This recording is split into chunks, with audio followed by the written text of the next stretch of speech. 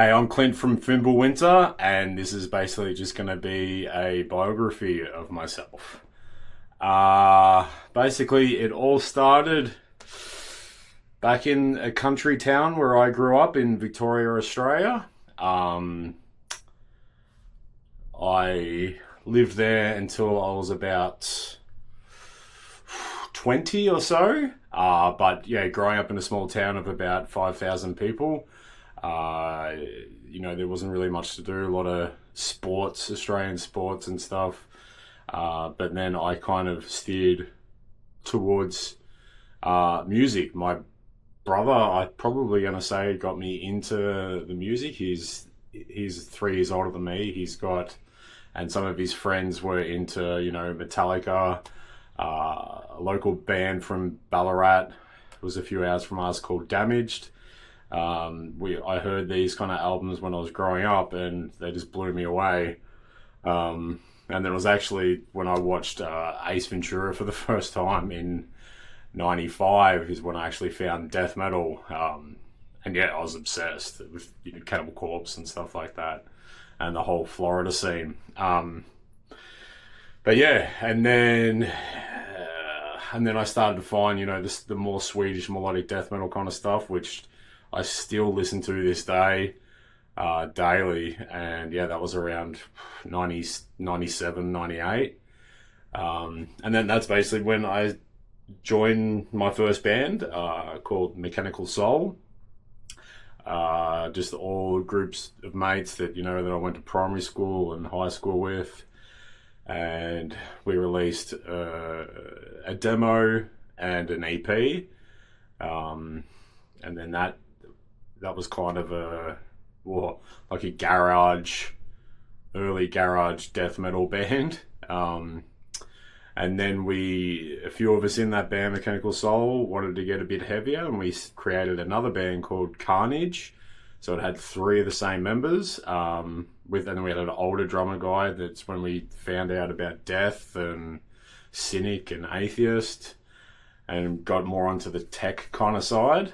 So we released a demo in 1999. I was about 16.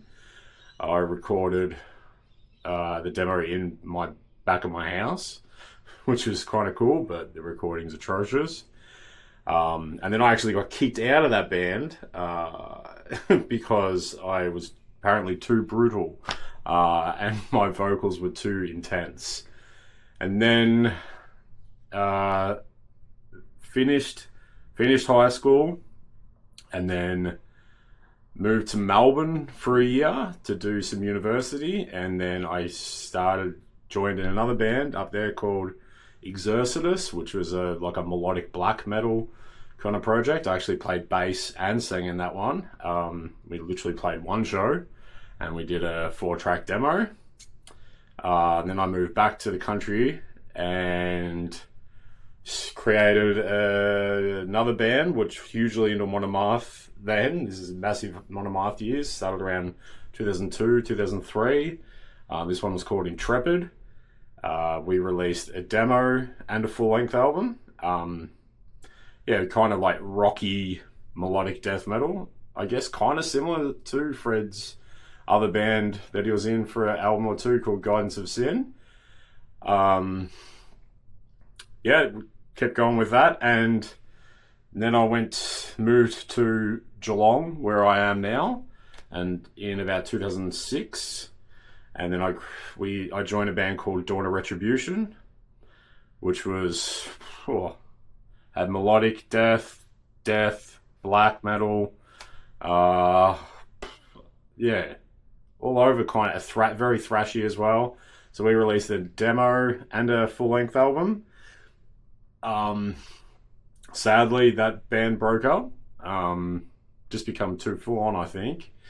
And then out of that band, another band created called Nemesium, which there was one member of Dawn of Retribution, and then we also got an old member from Mechanical Soul and Carnage, and we released a demo and a full-length album, and the album was released through Swedish label Black Lion Records. Very happy with that album. It was like I guess we call ourselves like extreme metal. It was a mixture of black metal, death metal, uh, thrash, everything. Quite technical as well. And then that band basically dissolved away as well. And then from that band, while doing that as well, created another one called Munitions, which I'm actually still in. And that has a member of Nemesium in it and Mechanical Soul and Carnage. And we've released 2 EPs, and we're currently writing a full-length album at the moment, so hopefully have this out in 2026. And we're still constantly gigging and touring. Supported a lot of international acts, which has been awesome. And in between all this stuff as well, I've had heaps of other projects. In one currently as well, but it's kind of a internet one that we do every now and then called Vishakanya, and that's a melodic black metal band. I think kind of like Harakiri for the Sky and Insomnium and stuff like that. That's just me and one other guy. And I've also always loved having fun doing music, so I've had a few comical bands over the years. I was in one when I was a teenager. Me and my best mate, Schwalopit Strasbourg Mints, had a little rap demo that we did, and I was like the metal rapper. Quite funny. And then when I moved to Geelong and did Intrepid and Dawn of Retribution, we had a band, me and my housemate had a band called Kilroy, which we did, basically just played every instrument in the house and just made comical songs. And then when I lived in Geelong as well with one of the guys from Nemesium, we had a band called Hexadecimal, which was death metal, black metal covers of pop songs, which was quite cool actually. And then was also another band when I've been in Geelong called Fart, and it's me and a guitarist, and we've done probably about 6 or 7 songs. Just straight up death metal covers of of well-known pop songs as well. And then in the mix of all this, basically while I've been in Munitions, Fimbul Winter started. So then that all started, I guess, a long time ago. Back in the day, late 90s, early 2000s, I used to, everyone back then used to be on MSN and ICQ chat programs and Merc and stuff like that. This is when the internet, you couldn't just contact a celebrity or, someone that you looked up to straight away on social media. You'd have to either email them, or a lot of these bands would go on forums or use their guest books. And that's basically how I come in contact with him, one of my guys. A long time ago. I think maybe when The Avenger was released, so 99. I first heard of Monomath on Deathmeister and Metalmeister compilations from Metal Blade, which I actually found a lot of killer bands and still listen to them till this day. So thank God they existed, because they're awesome. And then basically just constantly listening to them, and then contacted the guys through email, and they responded. I think Fred and Ted back in the day used to email me back and forth, and then they used to send me their promos. I remember that Ted sent me the promo of The Crusher, which I've still got now when they released that, which was cool. They send me all this early VHS tapes, because I made a film clip for Victorious March a long time ago from when I did Year 11 art. I think it was part of our art project, and I made the film clip. I wish I could find it because it was quite interesting. And then finally, because I still hadn't seen them to this day, even though I was a huge fan, and then in 2004, so I was 21, I finally made my way overseas, and I went to Varken in 2004. And I happened to know all the right people, thank God, and I got backstage at Viking, and I met the Monomath guys for the first time ever, and yeah, it was incredible. All great guys. Met a lot of really cool people on that trip. And then, yeah, basically from then, every single time a Monomath came to Australia, I'd either, I'd do him up a barbecue, take him to the beach.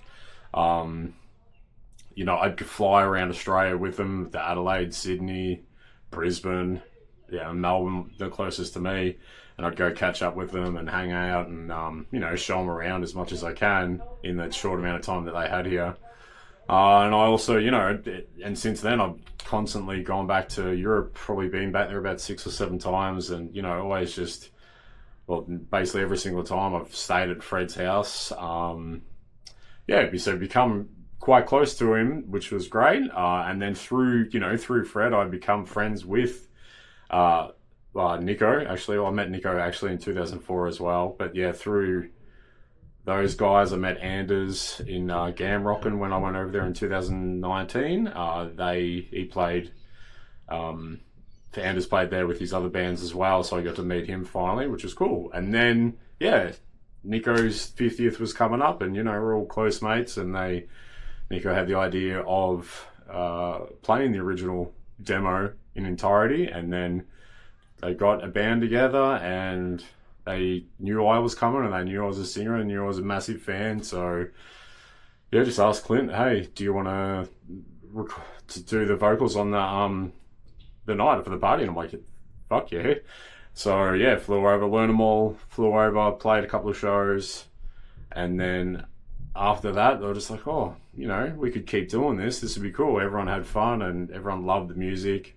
And then like a year later it flew back again and then played on the Close-Up boat, which is amazing. And then from then we're just like, all right, let's knuckle down and write some songs. And that's when we wrote all the songs, got down and recorded everything. I did my part here in Australia, sent it over, and the demo now what once was. And the reception so far, I think, has been incredible, and been absolutely loving it. And now we're currently writing for a full length at the moment with a lot of songs down already, and it's going to be an absolute blast when I hit there later this year to play these songs live finally. So that's basically my story. Keep it metal.